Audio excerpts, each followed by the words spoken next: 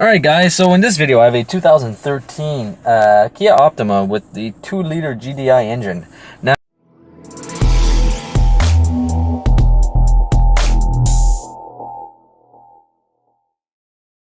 the customer complaint with this one is obviously that there is no, that the check engine is on onto the vehicle, and also that there is no power. So if I go and I put this car in drive, and right now my foot's to the floor, as you can tell, it just doesn't want to go anywhere. So, where do we begin with this? The first thing that I like to do with any check engine, obviously, is I like to scan for codes. Now, even if I don't use the codes, it's still going to give me a very good indication of what might be going on with the vehicle. So on this one, I already scanned it. We have a P2562, which is a turbo charger boost control position sensor A circuit. So we're gonna go and we're gonna check live data real quick. I'm just gonna take and save this so I can have a reference later. Perfect. Now we're gonna back up. We're gonna go into data analysis, and there's two things that I want to see.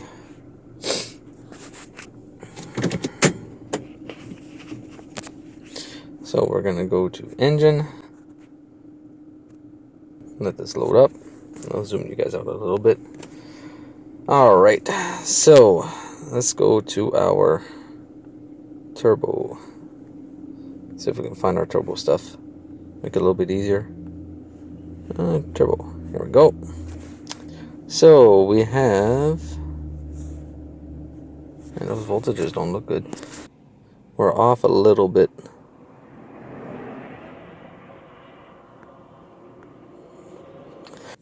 So basically what this these voltages are telling me is that my electronic wastegate control is actually out of adjustment, and it's out of adjustment by 0.2 volts.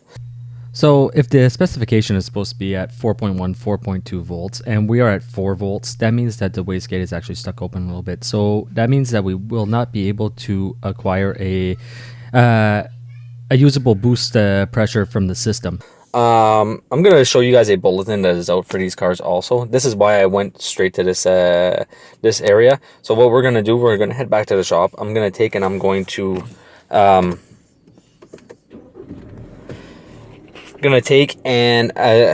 adjust this valve, show you guys how to adjust this rod, and then we're going to go and re-road test the vehicle afterwards. So I'll bring you guys back as soon as I'm at the shop. This turbo is extremely hot right now because we just did come back from a road test. So what we're going to do is remove the wiring. I'm going to remove the 10mm bolt that's right there. Put some gloves on, and we're going to see if we can't get to the turbo.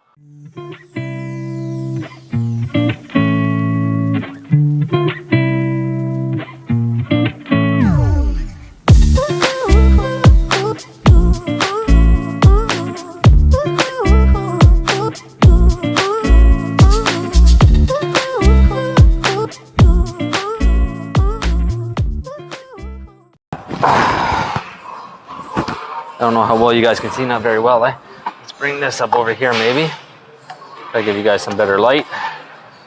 Now, it is very, very dangerous to do this this adjustment because there is a little clip, and if that clip falls, well, basically, you have to try to get another one. Now, in all the other places that I've worked, we actually had ordered a lot of these clips because when they fall, and you can't find them. They're falling somewhere into the under the engine or somewhere else. So we just take and we ordered them just to have them in stock, and that was it. Gonna get some penetrating fluid.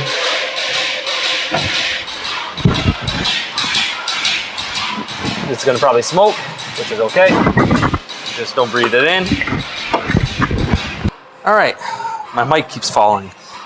So we're gonna take them. We're gonna spray this. That is a 10mm down there.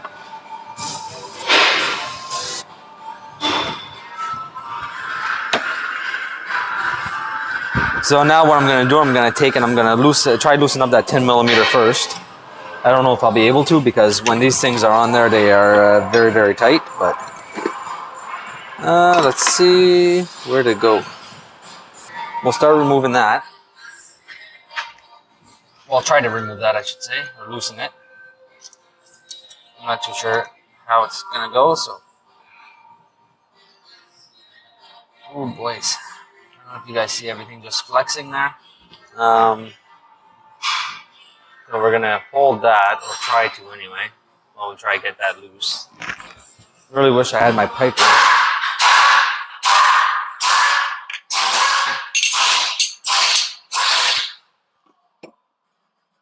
All I have is my 3/8 for some reason. Doesn't make any sense.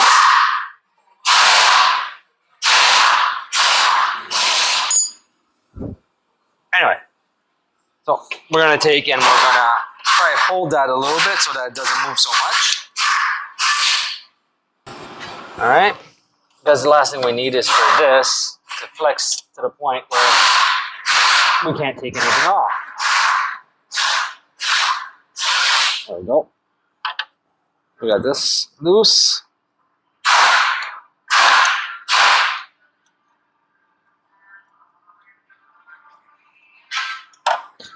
When you get it loose, just play around with the adjustment nut a little bit. Or the locking nut, I should say. All right. So now here comes the fun part. We gotta try to remove that little C-clip without losing it. That's the hard part. So I don't know if you guys can actually see down there. I'll show you guys that.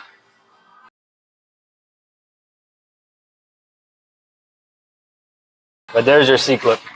So we have to try and remove that, which is going to be with this guy, right? This one. So I'm going to try my best not to lose anything.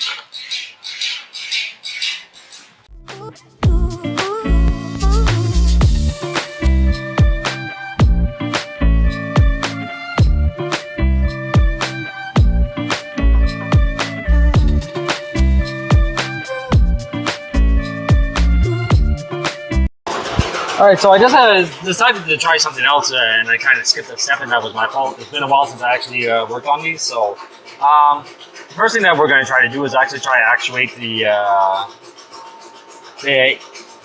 EGWA, which is the electronic wastegate actuator. So I'm just going to press start, and we're going to take a look, and we're going to watch.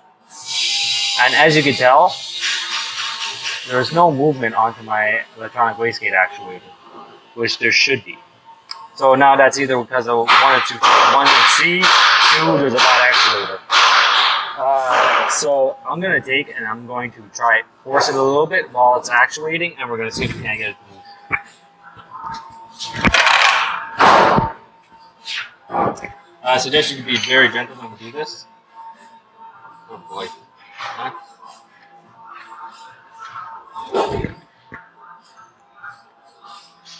It seems to be moving. Okay, so actually I'll take and I'll erase the DTC and we'll try it again. Maybe because there's a DTC into the system, sometimes the actuators just don't work. So let's erase it. I already know that there's an issue onto it just with the voltages. So, and right now my code is in history.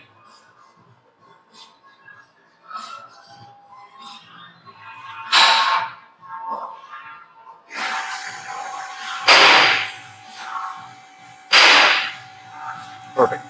Yeah.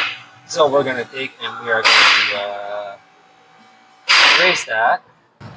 Perfect. Now we'll go back. The codes were in history, so it should have been actuating. So I find that a little weird, but actuation test. We're going to go back to engine. Really should be showing you guys this, eh? There. You guys still can't really see. We're going to go all the way down. We're going to go with electronic wastegate, and we're done. So I don't know if you guys seen that, but that did not really move, did it? So we might be dealing with a siege actuator and those actuated adjustment. That probably set a DTC, so it stopped. Double check.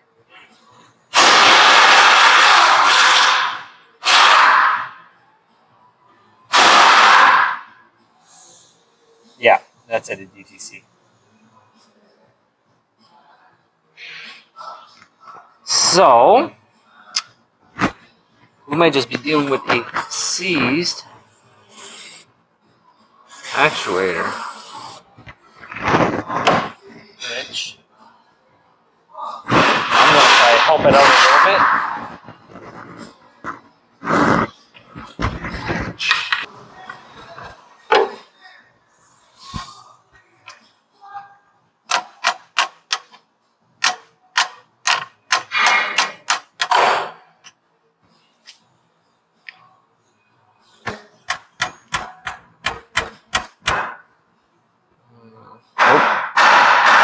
That one.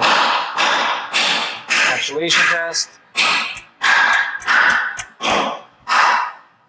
Let's go to engine. Let's go try that again. Yeah, that's seized. The actual rod is seized. So, let's take and try unseize that.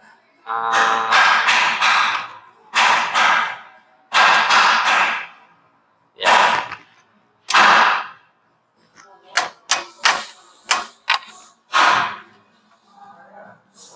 Because now I'm starting to get a little bit of movement out of it.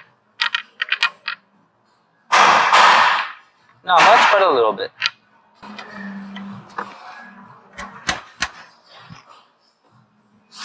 Of course, this is going to set on our DTC, so I can't really seem to get to the. It looked like if it was seized, because typically they're more straight onto the actual assembly, so onto the turbo assembly. I mean, so we're gonna erase that code again. Spray back down. Nice.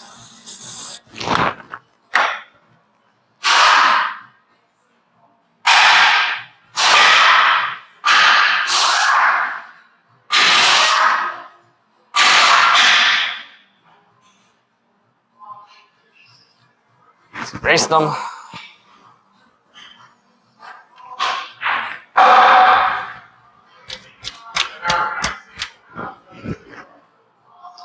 Go back. We'll go back to actuation test. I might actually undo the other side, and we'll try to see if I can't take it off. See how seized it is. So I'm going to take off the 12 millimeter, the 10 millimeter bolt that's all the way in the back.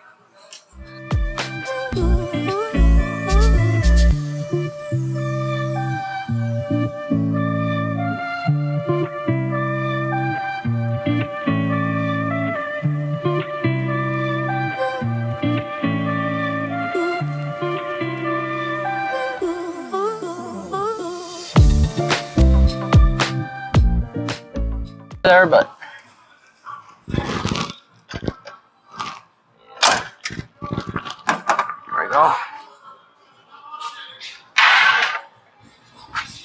Let's see. Oh yeah, that's seized. Look at that. So I was right about the adjustment, just not why. Okay. But now, since I did the actuation test, it showed me that it was seized. So, and I should have started with that actuation test, honestly. But you know what? It's all good. As long as we find the issue, we'll be okay, right? That's the way I look at it. Fix the car. Let's see if we can unseize this rod. I might have to go get some heat, but we'll see. That is really seized.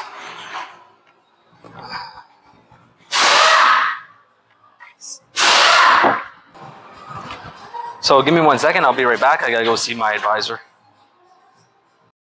All right, so I got an extra hour to try unseize this actuator.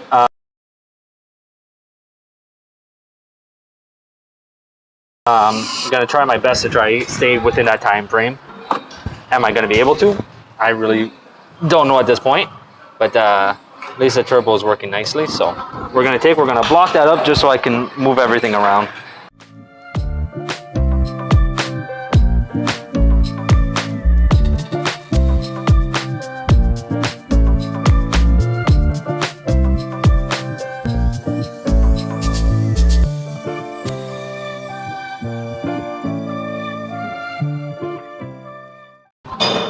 That is really tight. So I'm gonna play around with that for a little bit, and we will take, and I will bring you guys back when I have it pretty much all loosened up. So sorry about that. You guys probably didn't hear anything that I just said. But anyway, I went into my my actuation test, and I tried to make sure that everything was moving. Everything is moving properly as it should right now. So what we're gonna do real quick, we're just gonna go look at some data. We should be roughly about 4.2 volts. So maximum stop, maximum up, minimum adaptation value for lower mechanical stop. We're at 3.5, which is a little low. I'm gonna go cycle the key.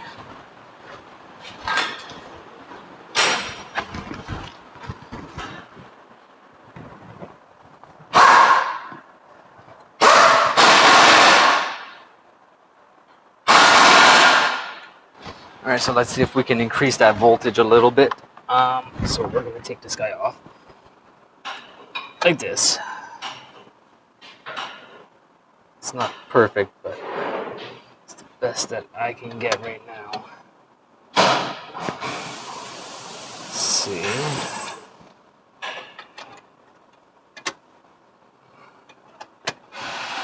Do it this. There we go. So we'll try that again.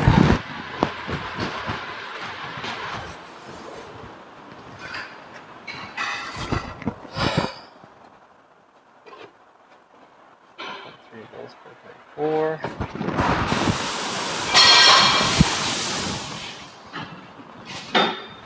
So right now we are at 4.4 volts. I'll show you guys that right here. Okay, and that's a little too far, so we'll take this guy back off. We'll do one turn.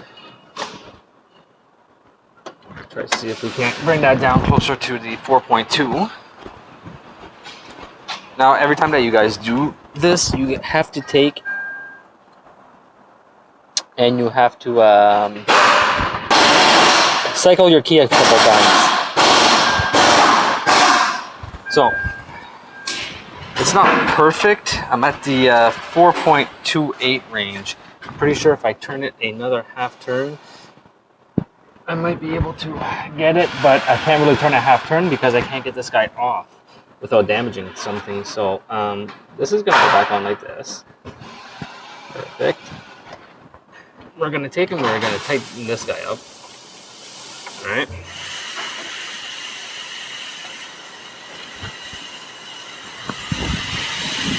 Now I'm gonna suggest to the client that he put the money aside to take and buy a new actuator assembly.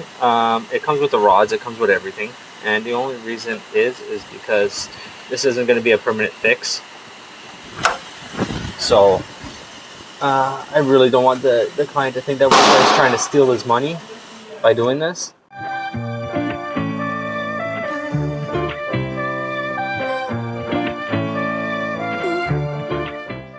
So let's cycle the key.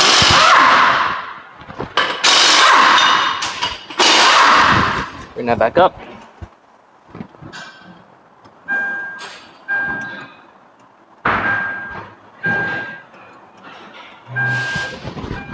Let's go check our voltages real quick.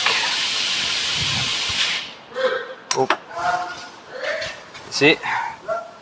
Everything is, now it's down to 3.25, which is way too low. And that's by tightening everything up. So we're gonna have to take and move the rod length as best as we can.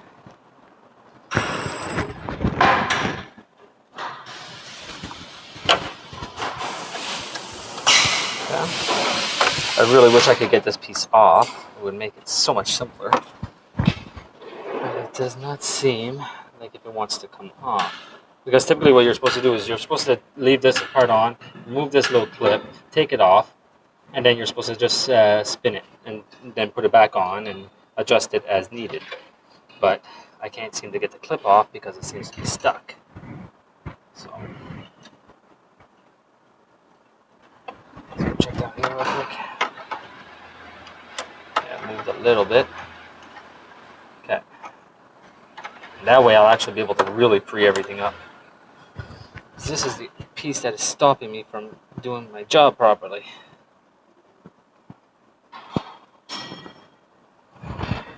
So if I can take this off, I got an hour and I'm only about 10-15 minutes into this. So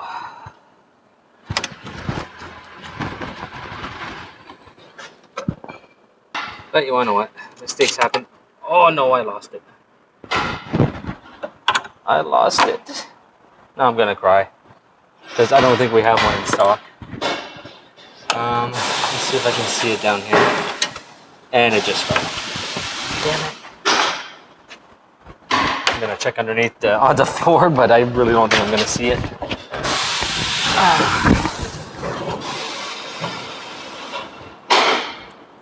No, I don't think so. Oh, found it. Oh, I got lucky guys. Oh yeah. So, give you guys a view of that, what that little guy looks like. All right, so we'll put him somewhere safe.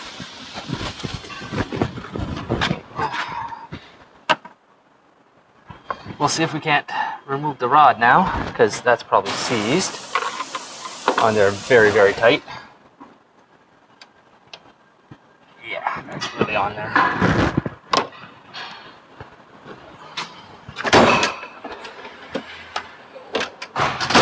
So what we will do now that there's no tension, we'll put some more of this. Okay, we will go back. We're gonna take and we're gonna go back into Actuation. We're gonna try and loosen it up without the tension of the clip onto it, which should help it. And as long as that helps it out enough, I should be able to remove the rod to adjust everything properly. Now you gotta remember, as soon as you tighten and loosen things, it affects the... Oh yeah, there we go. I don't know if you guys see it forcing a little bit more there, but there's like a little lag when it forces, which means that there was a lot of tension.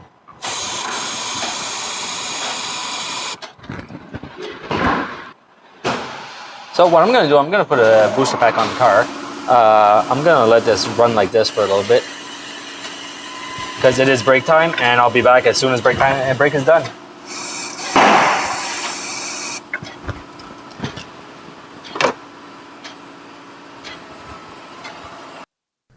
Alright guys, I just came back from break. Now, if we take and we look at the voltage that is onto the screen, we have a 4.16 volts. Now, I said that we should be roughly about at the 4.2 mark. So that is very, very close to where it needs to be. Out of all the data parameters that you want to look at, especially if you're looking for a circuit performance code, you want to look at the voltage for the wastegate position. Now, this voltage will, it has to be pretty spot on, or else it means that either your wastegate is either open too much or it might be closed too much. And either way, your wastegate's just not going to operate properly. So if your wastegate doesn't operate properly, you're going to have an underboost or an overboost issue going on. There's other factors that could create an overboost or an underboost into the onto a turbo, but onto the Kia Optima, me personally, unless there's been the vehicle has been into an accident or anything like that, you don't really see that happening too often. So now we're just going to actuate the electronic wastegate, and we're going to watch it work. And at the same time that it works, we're going to take and we're going to look at our voltages. Now, as you can see, our voltage for wastegate position is actually varying between 1.5 volts to about 4.3 volts, which is normal on today's cars. That's the range that you want to be at when the vehicle is operating properly. If your wastegate is not operating in between these voltages, as in the beginning of this video, well, then you probably either have a wastegate issue or you have a maybe even a turbo issue or a adjustment length issue. So keep that in mind, and remember that anytime that you stop or start any adjustment with the electronic wastegate, you always have to cycle your key a couple of times in order to get your voltages back to normal. Now, as you can see, I took and I cycled the key at this point, and my voltages went right back to 4.16. So that tells me that there is no more issues with my electronic wastegate. So at this point, we are actually done with the diagnosis, and all that's left to do is take and reinstall all the components that were taken off, and then we're just going to take it for a road test and see how the vehicle reacts. All right, guys, here we are on the road. As you can tell, the truck engine is off. I'm driving down.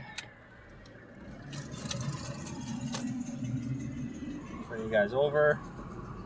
Now I'm going to step on the gas. As you see, we pick up speed pretty quickly. So that is a confirmed fix for this vehicle. So I hope you guys enjoyed it.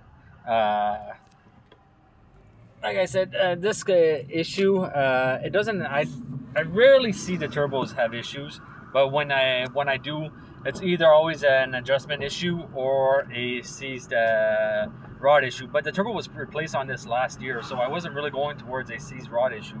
But then again, with COVID, the car might have been sitting with for a couple months and not being touched. I'll step on it again. For a couple months and not being touched, and turbos don't generally like not moving. So like I said, this is it for that's it for this video. I hope you guys enjoyed it, and I will see you guys next time.